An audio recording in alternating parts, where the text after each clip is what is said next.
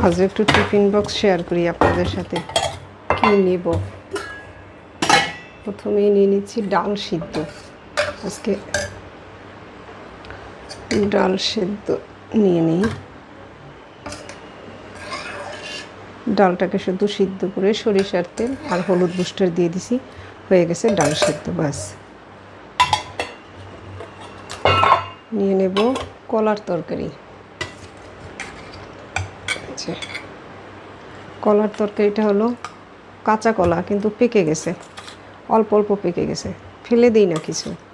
একদিন এই রেসিপিটা শেয়ার করব, একদম ভালো লাগে কিন্তু খেতে। খেয়ে দেখবেন। আমি আজকে আর সময় পাইনি রেসিপি করার।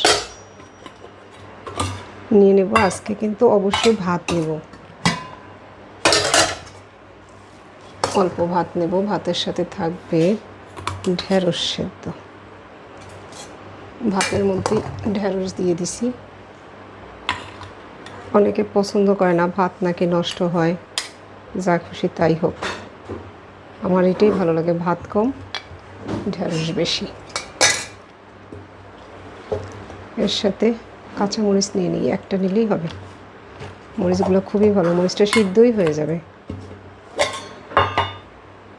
এর মধ্যে মাছ নিয়ে আসি, কলা পাতায় মাছ পাতুরি।